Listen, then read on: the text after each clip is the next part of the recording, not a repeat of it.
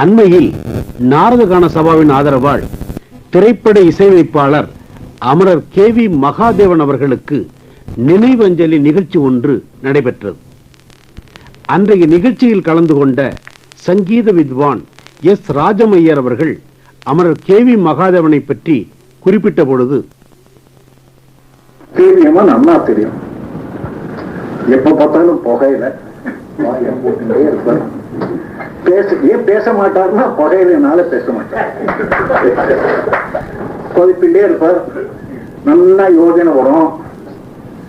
இவெல்லாம் KV மகாதேவன் எவ்வளவு நம்ம கர்நாடக ராகங்கள் எவ்வளவு கொடுத்திருக்காரு, நம்ம அதெல்லாம் நினைச்சு பார்க்கணும். கர்நாடக சங்கீதத்துக்கு இவன் நிறைய கொடுத்திருக்காங்க நிச்சயம் சொல்லுவேன். மேடையில உட்கார்ந்துட்டு பாடினாதான் கர்நாடக சங்கீதம் நினைக்கப்படாது. நீங்கள் தான் அந்த சங்கீதத்தை ஜனங்க அப்ரிஷியேட் பண்ணும்படியே இவெல்லாம் கொடுத்திருக்காங்க. அதுதான் முக்கியம். அதை கெடுக்கல. சரிகமா பதனி சார் 2-3 எடுத்திருக்கேன், அவ்வளவுதான். இது வேண்டாமா? இன்னும் பாவம், வார்த்தைகள் முக்கியம். கர்நாடக சங்கீதத்துல ராகம் முக்கியமா இருக்கு. இவாளுக்கு ராகமும் முக்கியம், வார்த்தையும் முக்கியம், ஆக்ஷனும் முக்கியம். டைரக்டர் இப்படிலாம் சொன்ன இது எவ்வளவு நிர்பந்தம் இருக்கு தெரியுமா? இதெல்லாம் நம்ம மேடல் உட்காந்து நம்ம இஷ்டம் போல பாடுறோம் அந்த மாதிரி இல்லை. இவாள் தான் இவாளுக்கு நிறைய நிர்பந்தங்கள் இருக்கு. இவன் இஷ்டம் போல பாட வச்சா பணம் வராது. முதலாளி அவன் சொல்றத நம்ம கேட்கணும். எவ்வளவு இருக்கு. இதெல்லாத்தையும் தாண்டி கேவிஎம்மோ விஸ்வநாதனோ, விஸ்வநாதன் ரத்த மாட்டு வண்டி மாதிரி இவெல்லாம் பெரிய சேவை செஞ்சிருக்காங்க. கர்நாடக சங்கீதம் மேடல மாத்திரம் இருக்கு நீங்க நினைக்கப்படாது. இவெல்லாம் நிறைய பண்ணியிருக்க, நிறைய தெரிஞ்சவா முதல்ல. அதனால மேடையில் உட்காந்து ராகந்தானம் பண்ணி பாடணுங்கிறது கிடையாது. அதெல்லாம் எவ்வளவு தெரியுமா அவ்வளவு தெரிஞ்சவா சுலபமா நம்ம புரியும் முடியா பண்ணியிருக்கா. அதுக்கு நம்ம இவாளுக்கு எவ்வளவு தேங்க்ஸ் சொன்னாலும் போராது. இதே நிகழ்ச்சியில் கலந்து கொண்டார் வயலின் வித்வான் KV மகாதேவன் அவர்கள். அவர் KV மகாதேவனை பற்றி சொன்ன பொழுது, அவர் என்ன பண்ணுவாருன்னு கேட்டீங்கன்னா, யார் மியூசிக் பண்றாருன்னா என்ன மியூசிக் பண்றாருன்னு சொல்லுவார். அவரு அப்பேற்பட்ட ஒரு மனுஷன். அந்த ஆளு நாங்க 2 பேரும் ஒன்னா இருப்போம். யார் சார் மியூசிக் டேரக்டர்? நீங்களும் KV மகாதேவன், அவரு KV மகாதேவன். யார் மியூசிக் டேரக்டர்னா இவன் தான் பார். தான் மியூசிக் டேரக்டர்னு அவர் சொல்ல மாட்டார் சார். என் காதால் நான் எவ்வளவோ நாள் கேட்டிருக்கேன். என்ன சார் நீங்க இப்படி எல்லாம் சொல்ற அப்படின்னா, என்னடா யாரா இருந்தா என்னடா, நீ நானும் ஒண்ணு, நீ செஞ்சான்னா நான் செஞ்சானா அப்படிம்பாரு. இப்ப இருக்கிற மியூசிக் டேரக்டர் யாராவது மாதிரி சொல்லுவாளா?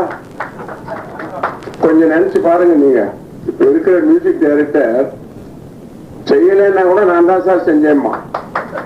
அந்த மாதிரி சிச்சுவேஷன். இப்போ இன்னொரு சமாச்சாரம் என்னன்னு கேட்டீங்கன்னா, யாராவது அவர்கிட்ட போய் மியூசிக் பண்ணணும், நீங்க டைரக்டரா இருக்கணும் அப்படின்னு அவர் சொன்னாருன்னா அவர் ஒரு வார்த்தை சொல்லுவார். நீங்க ஏற்கனவே படம் எடுத்து போய் கிடக்குற, என்ன கூப்பிடுறிய, எனக்கு இப்ப மார்க்கெட் இல்ல, என்ன போட்டுதான் நிச்சயமா படம் வாங்க மாட்டான், போய் இளையராஜாவை கூப்பிடு, இல்லைன்னா MS விஸ்வநாதனை கூப்பிடு சொல்லுவார் சார். யாராவது சொல்லுவாங்களா?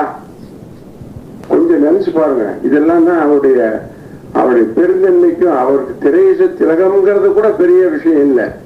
இந்த மாதிரி ஒரு மனப்பான்மை, ஒரு பால் மனம். போயது நல்லா இருக்காரு, 4 வீடு கட்டிட்டு இருக்காருன்னா சந்தோஷப்படுவார் சார். தன்னுடைய அசிஸ்டன்ட் 4 வீடு கட்டிருக்கானே, 8 வீடு கட்டிருக்கானே, கார்ல போறானே, அந்த இதுல போறானே, என்ன கொஞ்சம் கூட மனசுல நினைக்க மாட்டார். மெல்லிசை மன்னர் MS விஸ்வநாதன் அவர்கள் சிறப்புரை ஆற்றுகையில், நான் சாப்பிட்டு ருசி பார்த்து உங்களுக்கு கொடுத்தா அது பிடிக்கிற நம்பிக்கை எனக்கு இருக்கு. நான் தான் கலைஞன், ஒரு ரசிகன் தான் கலைஞன் அப்படின்னு உழைச்சு நான் பார்த்தேன். என்னுடைய அனுபவத்துல சினிமா உலகம் நேற்று நீ என்ன பண்ண அப்படின்னு யாரும் கேட்க போகல. இன்னைக்கு நீ என்ன பண்ணிட்டு இருக்க அப்படின்னு வாட்ச் பண்ணுவாங்க. நாளைக்கு நீ என்ன பண்ண போறன்னு கேட்கறதுக்கும் தெரியாது, பதில் சொல்றதுக்கும் தெரியாது. அப்படி ஒரு நான் இது எதுக்காக சொல்ல வரேன்னா, பல சரித்திரம் படைத்த ஒரு பெரிய மகாநகர். அவர் நினைக்கும் போதுதான், அதாவது சில பாட்டுகள் திடீர்னு டிவியில கேட்கும்போது எனக்கு ஒரு சந்தேகம் வரும். நான் பண்ண மாதிரி அவரு பண்ணாதான் நான் பண்ணாதான், இப்படி ஒரு சாயல்கள். அதாவது நான் ஒன்றிலிருந்துதான் ஒன்று வர முடியும். எனக்கு நான் தொழில் செய்யும் போது எனக்கு அவங்கள மாதிரி வரணும், நபிஷத் மாதிரி வரணும், கேவிஎம் மாதிரி வரணும், எஸ்சியோட தலைமைதான் எனக்கு வழிகாட்டிகள். அதே மாதிரி ஒரு காலத்துல நான் எப்படி வருவேன், நடிகனா வருவேனா, ஒரு இசையமைப்பாளனா வருவேனா, இல்ல ஒரு பாடகனா வருவேனா, இன்னும் கேட்க போனா கோரஸ் பாடியிருக்கேன். அந்த டயத்துல எல்லாம் எதுல வர முடியும் என்னங்கிறது, எதிர்காலம் என்னங்கிறது தெரியவே தெரியாது. அப்படி கஷ்டப்பட்டு வந்தேன். நேயர்களே, இந்த பாடலை கேளுங்கள்.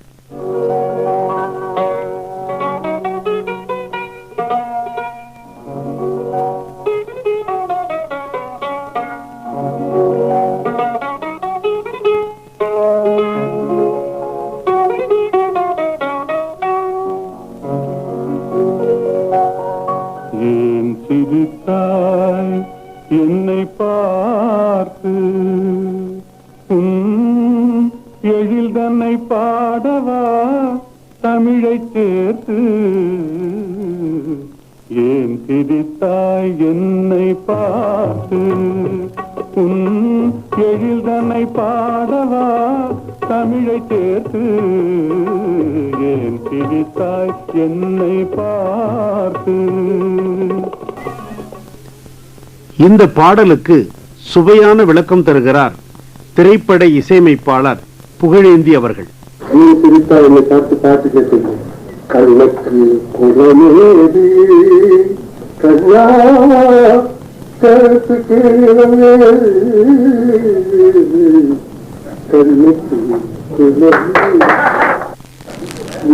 இந்த நிகழ்ச்சி அந்த 30 ஆண்டு காலங்கள் சொல்லி வந்து தொழில ஒருத்தருக்கு ஒருத்தர் அன்பு, பாசம், தொடர்பு. சில பேர் சொல்றது தப்பா சொல்லுவாங்க, காப்பி அடிச்சாங்க. அது இல்ல, தாய் தகப்பனார் அந்த மாதிரி குழந்தைகள் முகம் இருக்குல்ல, அது காப்பி அல்ல.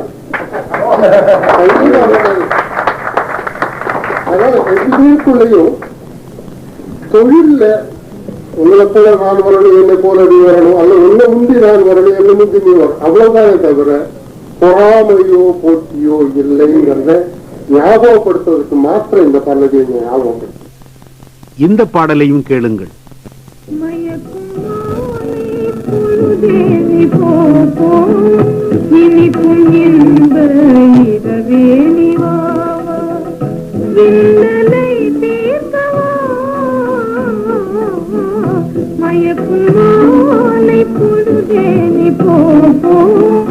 இனிக்கும் இன்ப இரவே நிவாவா, இல்லலை தீர்க்கவா.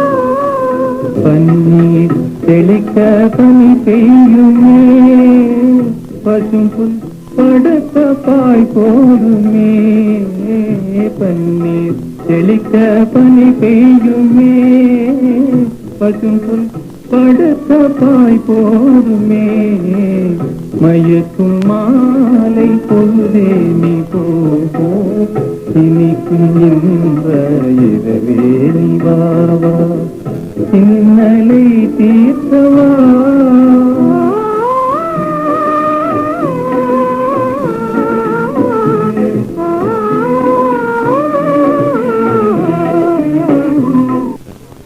குலேபகாவளி படத்தில் இடம்பெற்ற இந்த பாடல் குலேபகாவளி படத்திற்காக இடம்பெற்றது அல்ல. கூண்டிக்கிளி படத்துக்காக அமைக்கப்பட்ட பாடல் மயக்கும் மாலை பொழுதை போகும். ரைட்டர் விண்டர் எழுதிய பாடல் அது. அப்போ இந்த கூண்டிக்கிளி படத்துல வந்து நமக்கு தெரிஞ்ச 2 மேதைகள் நடிக்கிறார்கள், எம்ஜிஆர், சிவாஜி. 2 பேருக்கு யாருக்கு இந்த பாடலை போடுறது அப்படிங்கிற பிரச்சனை வந்தபோது தயாரிப்பாளரும் இயக்குனரும் ராமண்ணா அவர்கள் அதை அவாய்ட் பண்ணிட்டாங்க. எனக்கு வேணும் 2 பேரும் அவங்க 2 பேரும் இந்த பாட்டை கேட்டிருக்காங்க. அப்ப வந்து இவங்க எல்லாம் கேட்கறது வழக்கம் உண்டு. நான் என்ன பாட்டு எடுத்திருக்கிறோம், என்ன கேட்டுக்கிறோம், என்ன பாட்டு நான் யாரு பாடுறேன் அப்படின்னு. அப்போ அந்த மாதிரி கேட்கும்போது 2 பேருக்கும் இந்த பாட்டு வேணும். அந்த மாதிரி ஒரு பிரச்சனை வந்தது. இந்த படத்துல இந்த பாட்டு வேணும், அது ராமண்ணா கற்பிச்சுட்டாங்க. இந்த பாடலை விட்டு கொடுக்கறதுக்கு அவர் மனசு வரல. அடுத்த படம் குலேபகாவளி, அதுல எம்ஜிஆர் இருந்தாரு. அவர் கேட்டிருக்காரு, ஏற்கனவே ஒரு பாட்டு இருந்து இதுல போடல, இதை போடக்கூடாதா அப்படின்னு கேட்கும்போது அப்படி போடப்பட்டது. ஆனா பின்னாடி வரைமுறைகள் வரும்போது மயக்குமாலை கொள்கை இசையமைக்க அந்த லிஸ்ட்ல வரும்போது அந்த பாடல் இதுக்கு யூஸ் பண்ணிட்டாங்க. 2 பேருக்குள்ள இப்ப சொன்ன மாதிரிதான் மனப்பாங்கள் இல்லாத போது யாரு எது வேணாலும் யார் வீட்லயும் யார் போய் சாப்பிடலாம் அப்படிங்கிற மாதிரி ஒரு உறவு நோக்குள்ள வந்துட்டதுனால இந்த பிரிவினை இந்த தேசத்திலே நமக்குள்ள காரணம். இசையமைச்சர் கேவி மகாதேவன் எம்எஸ்சியுடைய பேர்ல அது இசைத்தட்டாக வெளியே வந்தது. இதுக்கெல்லாம் முக்கியமா நாம நன்றி சொல்ல வேண்டியது கவிஞர்களுக்கு.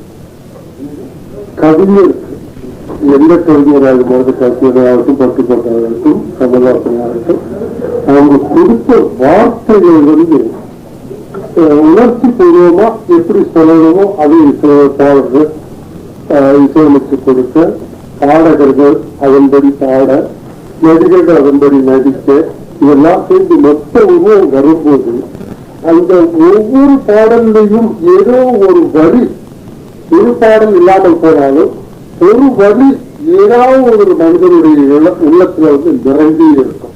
அப்படி அந்த கவிதைகள் அமைஞ்சு போச்சு.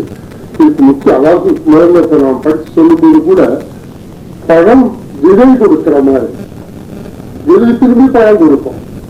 ஒட்டியில கவிஞர் எழுதி கொடுக்கக்கூடிய அந்த வார்த்தைகளுக்கு உண்மையான உணர்வு வரும்படி இசையமைச்சால் அது காலகாலத்துக்கும் அழியாது.